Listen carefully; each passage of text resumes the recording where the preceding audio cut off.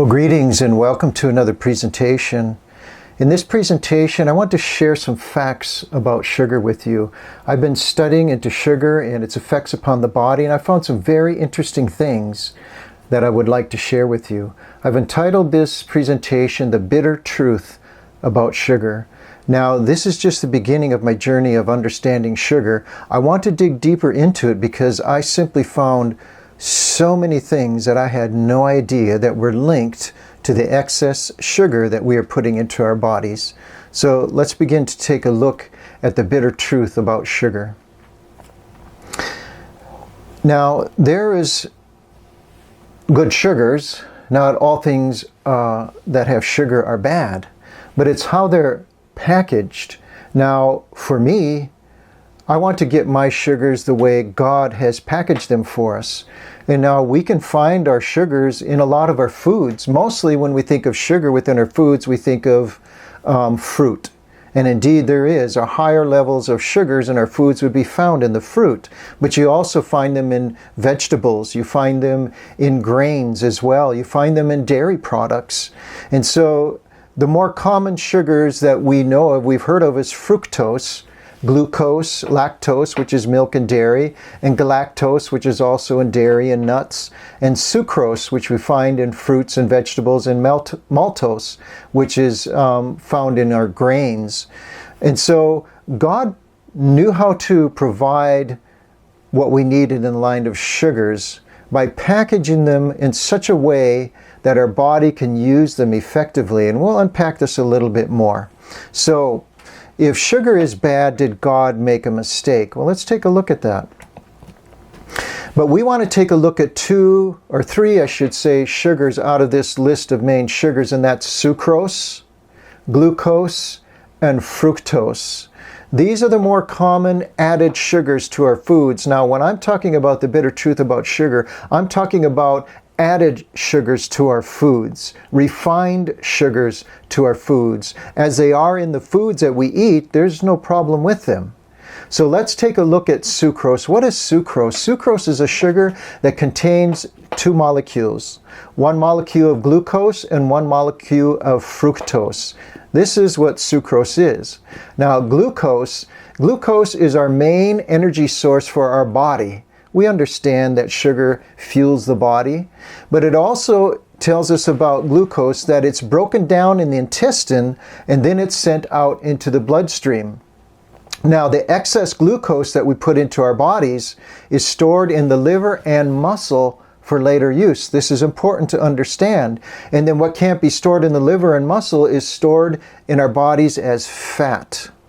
This is important to understand too. So glucose is stored in the liver and the muscles, and what can't fit there is stored as fat. Now we'll look at fructose. Fructose also goes into the body, into the intestine, but it can't go directly into the bloodstream because fructose, there are very, very few cells in our bodies that can use fructose in that form because it has to first go to the liver, to be metabolized. And so we see that with an excess amount of fructose, we're putting a burden upon our liver. And so it has to metabolize this fructose, and then once it's metabolized, most of it is metabolized into glucose, so our body can use that again for energy. But it's metabolized into other things as well. But this, we have to understand, this excess fructose that is metabolized then mainly is stored in the liver. Now, this is an important fact to remember because we're going to come back to that later on. So let's move on.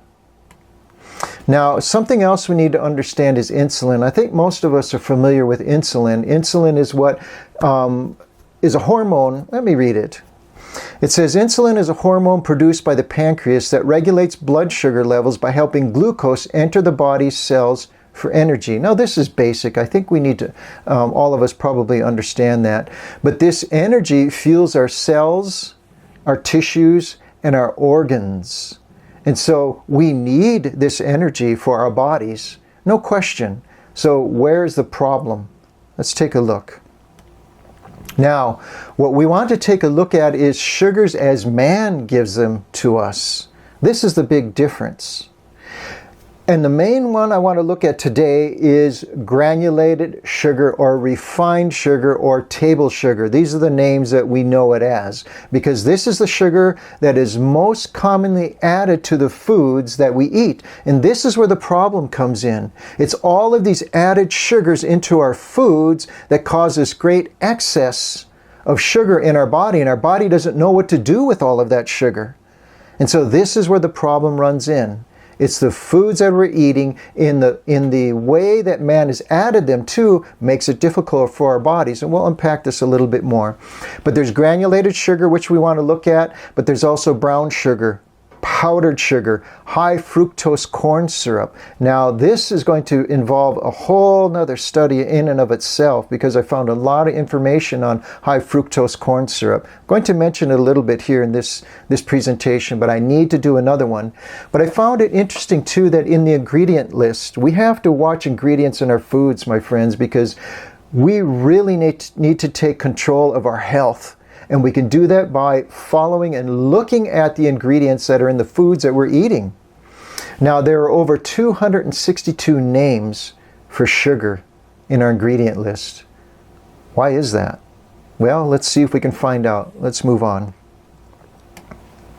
Now, as I said, we're going to look mostly at granulated sugar. Now, granulated sugar is sucrose. Now, remember, sucrose is made up of two molecules, one molecule of glucose and one molecule of fructose.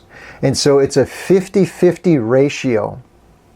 Now, it's primarily made up of sugar beets and sugar cane. Those are our primary sources of granulated sugar. Now, it goes through several steps to process. First, there's boiling, then there's crushing, and then they'll heat it up again. And with the case of sugarcane, bone char is added to give it the white appearance. You see, because sugarcane is brown in its appearance, and we want things to look white and clean and nice in appearance. But how they attain taking this color out of the sugarcane is through this bone char. Now, what I found in my research is that this bone char most of it comes from slaughterhouses. They've got all these bones. What are they going to do with them? Now, these slaughterhouses, they slaughter cattle indeed, but also pigs. And so they use these bones to filter the sugarcane through to give it that white appearance. So what you end up with now, think about this. After the boiling, after the crushing, after the heating, what you end up with is pure sugar, which we know as sucrose. So there is no nutritional value in it at all. Zero. Nothing. No nutrients. There are no minerals. There are no fibers. And as importantly, which most people overlook, is that there is no fiber in it as well. And we're going to take a look at that, how fiber plays a role in the bitter truth of sugar.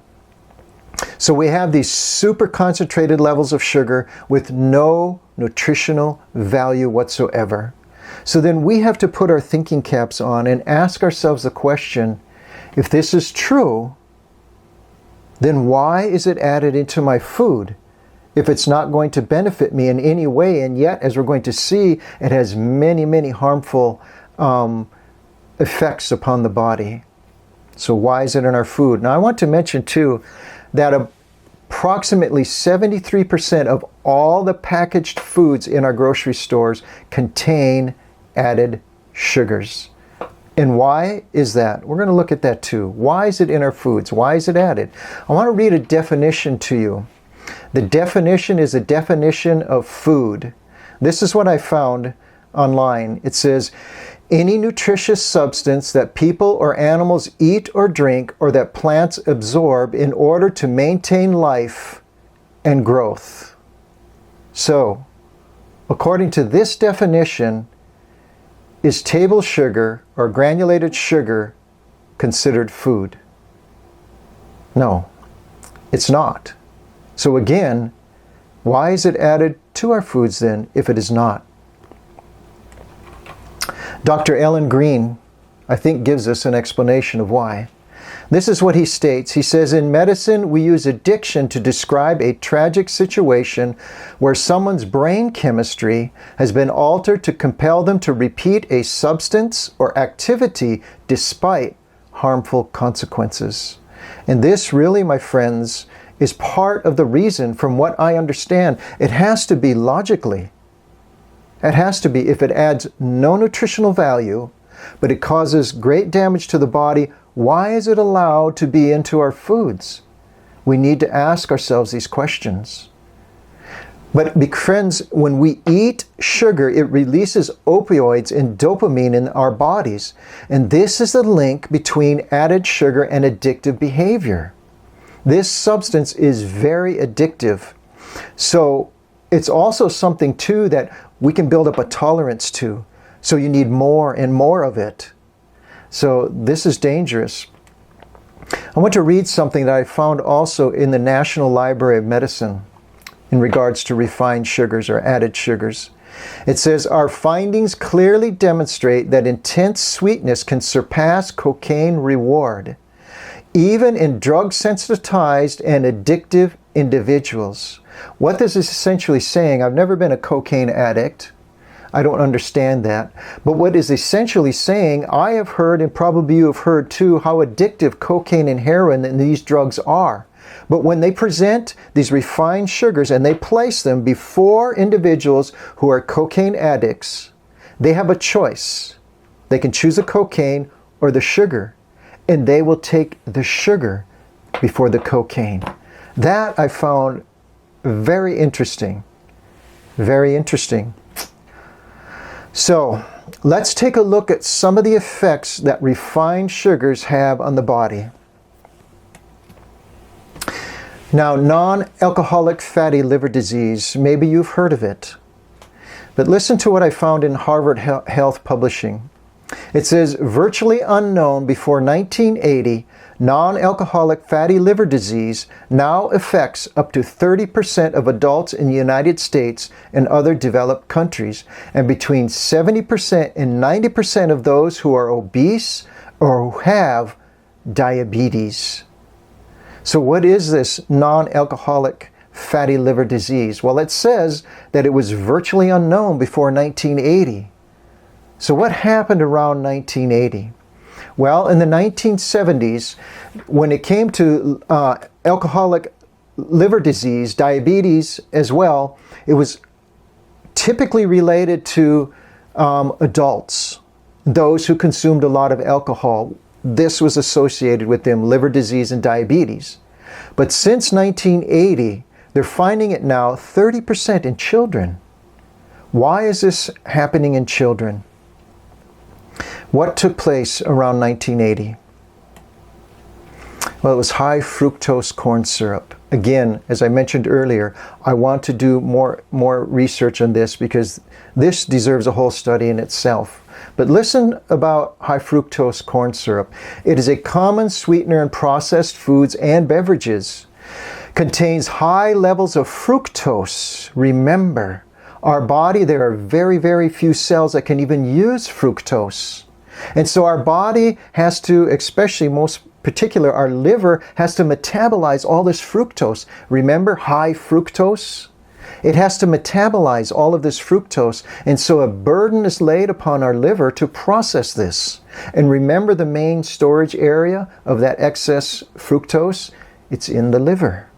That's why we're seeing this non-alcoholic fatty liver disease on the rise because of all of the sugars that are added to our foods. And we're going to look at some examples of the foods of the main culprits and see the excess amounts of sugar that are in them. I think it will surprise you. But when we consume this fructose in excess, it's converted into fat in the liver, thus non-alcoholic fatty liver disease. So, when our liver is burdened, we who have studied the body understand the importance of the liver. It already has such a burden upon it because of all of the other issues that we're dealing with that we run into in our societies. Our livers are really overburdened and we need to care for them. So, let's take a look at what the CDC has to say. Now, the CDC says that the daily recommended intake of added sugar is to be around 50 grams. or 12 teaspoons.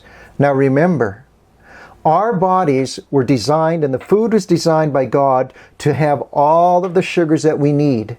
If we are eating a healthy diet, we don't need any added sugars. Added sugars, my friends, are overburdening the body. We don't need them. So when the CDC, in my opinion, and what I found in my research, that 50 grams or 12 teaspoons, we don't need that. That's beyond what our body needs. But let's use that as an example. We'll hold on to that. In 2025, I found statistics that showed that on average, Americans consume 152 pounds of refined or added sugars per year. That's a lot of sugar. And I'm going to show you that I think that number is way under what the reality is. But even if we use this number, according to the CDC, they said 50 grams or 12 teaspoons. But if in 2025 statistics are accurate of what I found of 152 pounds, when you divide that out per day, it shows that it is 190 grams or 45 teaspoons of sugar a day. This is about 4 times even the recommended amount by the CDC. And so we are consuming way too much sugar. This is the problem. This is why we're having all the, well, it's contributing to a lot of diseases. We'll get into that. But I want to give you an example of my life. Now consider this. 96 teaspoons of sugar is equal to 1 pound. 1 pound, 96 teaspoons. I'm going to give you just a touch of my life before I became a Christian and before I understood health principles. I'm going to give you an average day for me and just a glimpse of it.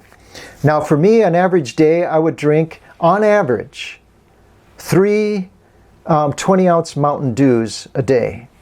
Now there are 19 teaspoons in a 20-ounce Mountain Dew. So there alone is 57 teaspoons alone. Plus, in my diet, I would eat in the morning as I run out the door, I would grab a couple of Pop-Tarts. Now right there's another 2 teaspoons. Then I'd probably throughout the day eat a couple of Snicker bars. I didn't eat well. I didn't. But that's another 14 teaspoons. This is just 3 things that I ate throughout the day. This doesn't include the pizzas and the beer and everything else that I was eating. So in these 3 items alone is 79 teaspoons. So easily, I ate easily a pound of sugar a day. Now, in the society that I hung out in, this was not uncommon. I'm not saying, excuse me, everybody ate the way I did, but it was not uncommon. Most of the people I hung around with, whether it be at work or in my sporting events or with my family members, this was very common. So easily, I think we're taking in probably closer to twice that amount, 300 to 400 pounds of sugar a year. This is simply way too much.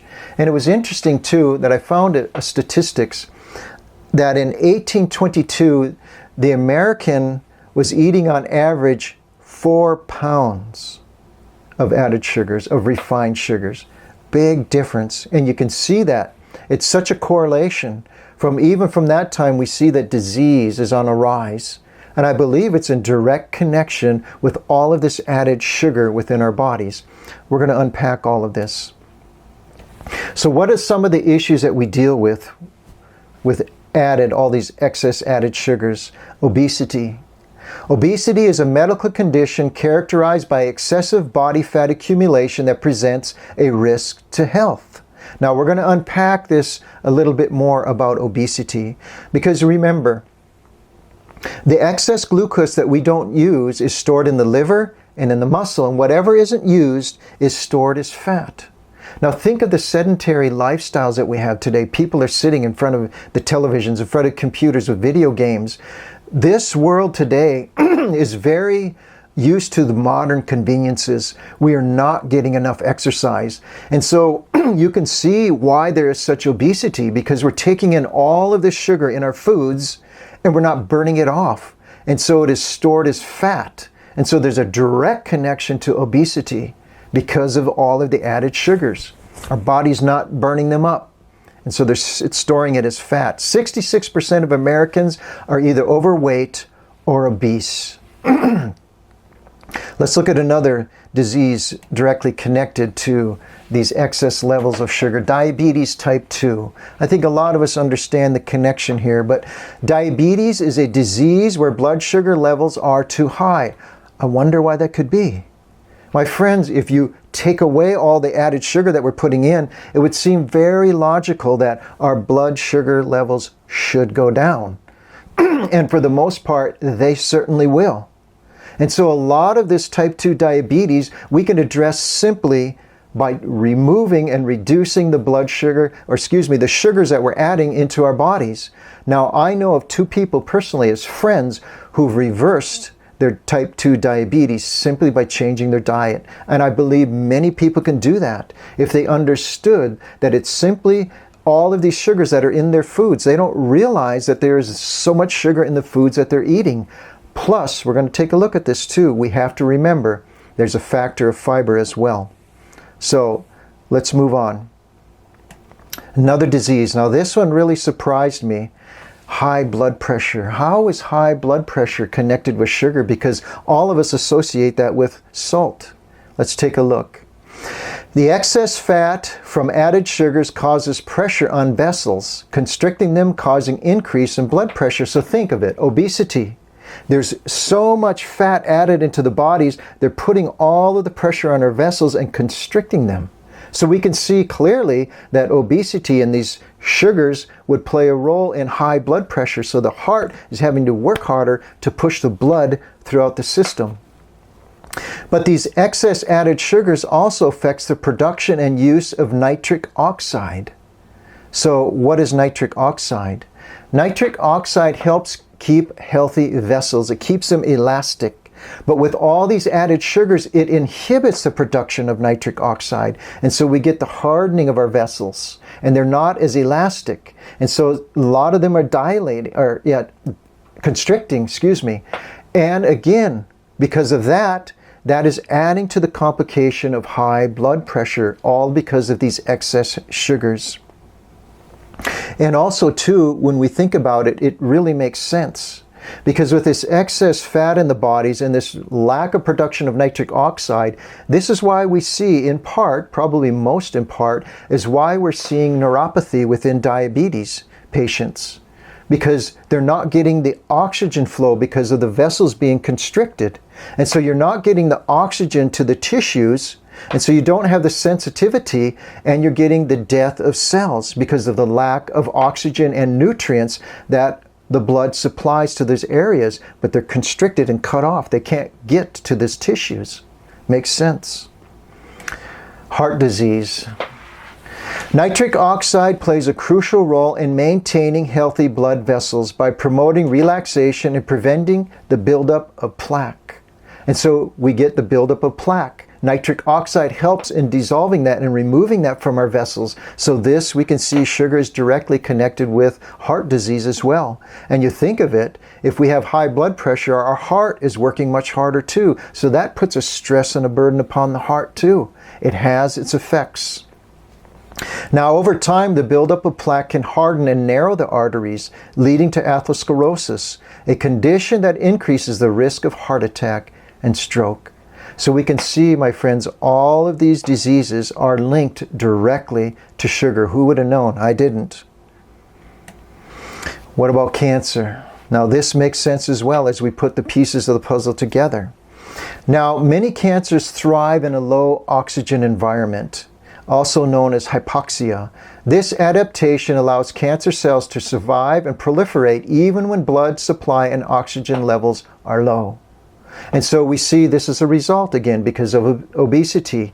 It again, and the lack of nitric oxide, it reduces the blood flow in the body, and cancer loves an oxygen deprived environment. And another thing that it likes is sugar. Now think about it. I think you probably heard of PET scans. Now PET scans use radioactive glucose. Now why would they use radioactive glucose? Well, when they're searching for cancer within the body, because they know and they understand that cancer loves sugar. And so this radioactive glucose will pool or be found more common in the areas where they suspect cancer, because cancer loves sugar. So when we're eating all of this sugar, we're feeding cancer. Inflammation. Let's see. I'll pass on that one. Let's see. Now, another important thing about sugar is our immune systems, what it does to our immune systems. When we take in excess sugar, now anything, when I say excess, I mean added and refined sugars that are put into our foods. To me, that is excess. It inhibits the response of immune cells that protect against infections. Consuming added sugar turns off the virus-fighting portion of our immune system for several hours. My friends, taking in all of these added sugars, I see absolutely no benefit for our bodies, and yet I've just named just a few of the major diseases that we deal with that sugar is linked to. And so I think it would be good that we reduce the amount of sugars that we're eating. Now, I want to get to this fiber. I'm going to bring it up here. What does fiber have to play with all of this? Now, in these processed foods, they are processed to such a point that most, if not all, of the fiber is removed. So what does that have to do with the effects upon the body? Well, when we eat all of these foods that are lacking fiber, the gut has bacteria in the gut. There are what we call good bacteria and bad bacteria. But if there is no fiber in the gut, the good bacteria in our gut feeds off of the soluble fiber that is found in our foods.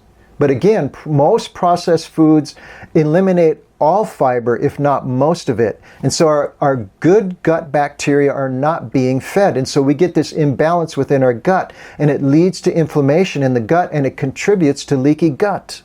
So we need to be eating foods high in fiber as well.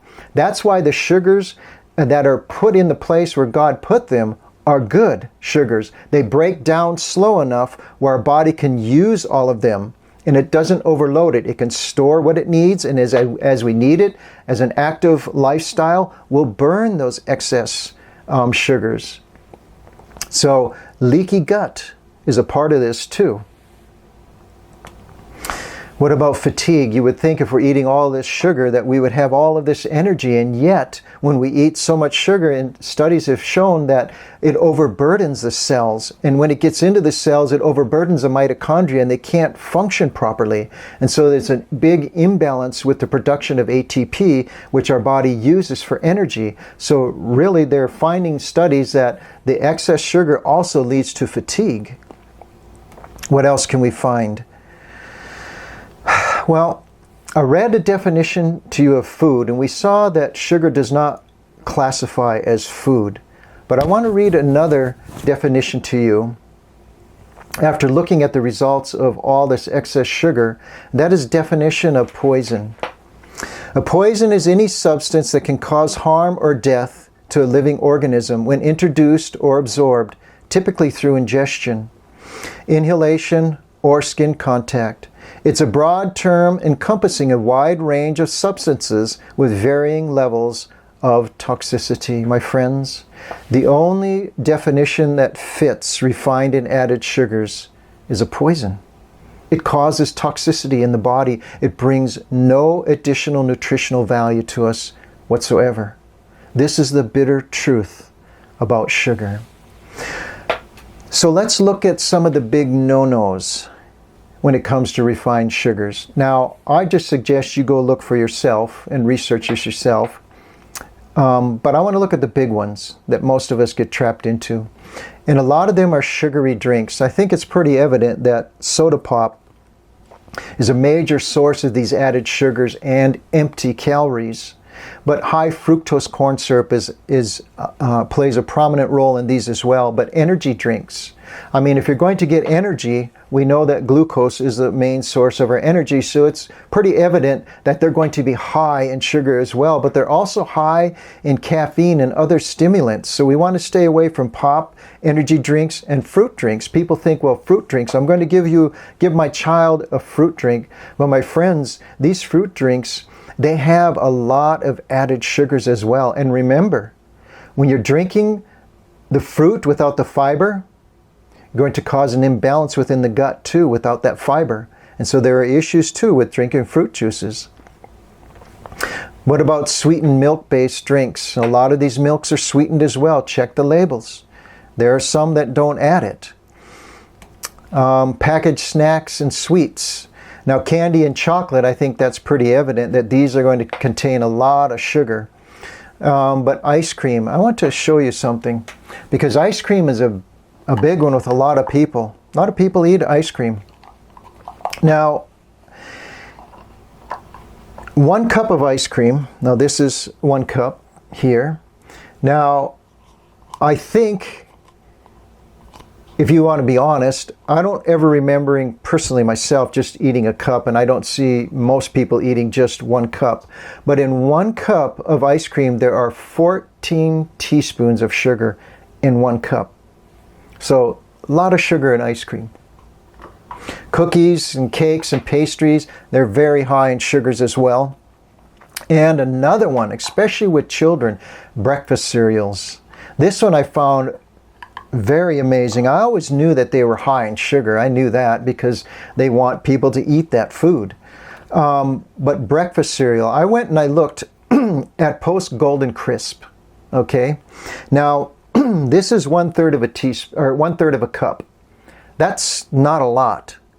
But when you look at the package, this is straight from Post Golden Crisp box. You can look at it yourself, and so I did. So this is 1/3 of a cup. Now, does anybody eat just 1/3? That wouldn't hardly ever fill you up. So you know that people are eating way more than 1/3 of a cup of this cereal. Now, in just this amount, 1/3 of a cup, there's 12 teaspoons of sugar in this little amount. That is an amazing amount of sugar added to that. That would make that almost pure sugar. Stay away from the breakfast cereals. Now, this is other processed foods that you might not think so much that has sugars, but pizza. There's 2 teaspoons of sugar in 1 slice of pizza. And commercial breads, there's 3/4 teaspoon in 1 slice of commercial bread. Energy bars, of course, energy bars, again, you know that they're going to have a lot of sugars in them. And this one, I want to say, you know, when I was on my health journey, I was making a lot of changes as I was learning about the body, and that, you know, I have to care for my body because it's not my own. I was bought at a price. And so as I was making these changes, I was feeling pretty good about myself. I was a vegan. Well, then I was introduced to my current wife. And so I invited her to come into my kitchen and to take a look in my cabinets to see if there were things in there that she thought wouldn't be appropriate for me. And so she went through there. I suspected that she would probably find something, but anyway, because she had been in this health a lot longer than me. And so I thought it would be good. And so she was going through and taking things out, and I was okay with all of that. Really, I was. I wanted to be healthier. As one man said to me, I'm sick and tired of being sick and tired. So anyway, but when she got to my granola bars, that was hard for me. I had no idea that there was that much sugar in them. But when I come to understand that, I was happy to get rid of them. Anyway, so what are some alternate sugars that we can use? Let's take a look at that. Honey. Now, I want to say that honey consists of glucose and fructose, so all sugars, my friends, still need to be taken in moderation. We still don't want excesses of them, but rather than turning to the granulated or these other forms of refined sugars, let's try to turn to the more natural sugars. And honey is one of them. Honey never goes bad, and it can be stored indefinitely. It also contains antioxidants. Now, antioxidants, we know that they're good for the body, because when cells become damaged, they become cancer cells, and they are considered free radicals. Now, these antioxidants have extra electrons that they can give to these damaged cells to heal them. So honey contains antioxidants, unlike the other sugars we saw that caused all of this damage. Honey actually does the opposite. It restores cells to health. but it is also antibacterial. It has vitamins and minerals. So this sugar has things that can bring something to our body. It doesn't take away, but it brings. But raw honey also has some probiotics. So honey is a good source. What about maple syrup? Well, maple syrup also contains antioxidants and minerals. So we see that in this sweetener here, a natural sweetener, it has things that can benefit our bodies. Now make sure that when you're buying maple syrup that it says 100% pure. Don't buy the maple flavored syrup because those are loaded with sugar. I did a study on them. Now I wish I would remember the results from that. But it's outstanding the amounts of added sugar in that maple flavored syrup, loaded with sugar. But stevia is another one. And there are others. I know my wife, she'll grind up dates, and you can experiment, with these breakfast cereals. We make our own granola and we'll add blueberries, we'll add bananas, we'll add natural sweeteners to these foods, and you can do that too. And I hope that this was interesting to you, that it was an eye-opener to you. Now, there's so much more that I could share on all of this, but in this presentation, there's just too much. I think I need to do another one. But what I want to add to you is a personal story. Now, we went up to Canada, and I shared this presentation up there, and it was interesting. We had a family that we were staying with, and they raised bees. Now I tell you this story to give you a personal object lesson of what I've just been sharing with you. And so this is a common practice now. When he was raising bees, and other farmers do this too, or beekeepers do this too when they're raising bees, when it comes to winter, they will extract the honey out of the hives. Now they want their bees to live through the winter. And so they don't want to give them the honey, because that's why they're raising the bees. They want to keep the honey for themselves and sell it. And so what they do is they take granulated sugar or refined sugars of some sort, and they mix it with water, and they feed the bees this to help them to have their sugars to get through the winter. Now, this gentleman, he had a colony of bees that escaped from his hive, and they went into a shed that he had. Now in this shed he had a wall. It was 2x4 walls. They found a hole and they went in between the walls, and they had built a hive there. Well, he thought, well, I'll get them before winter and then put them back in the hive. Well, he never did get around to it. And so at the end of that winter, what he found, that he lost 38 of his 40 hives. All of the bees died, but 2 hives. And when he went back to the shed, which the shed, he didn't feed them anything. They had no insulation. They had no protection. And he found that whole colony of bees in that shed, in the walls there, were alive. I thought that was so interesting. And he asked me, what do you think that was? And I thought, well, with the research I found about added sugars, it had the same effect upon those bees as it does upon us. They were taking in all of this sugar, which had no nutritional value. You can't live off of something that has no nutritional value. Neither could these bees.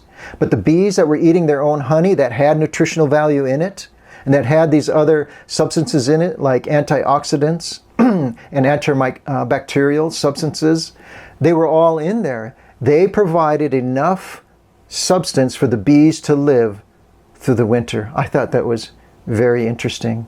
So may God bless you, my friends. I hope this presentation was a benefit to you. I hope we start watching those labels. And I hope too that we'd start growing our own foods. There's so much to watch for in our labels. And so anyway, till next presentation, God's blessings be with you.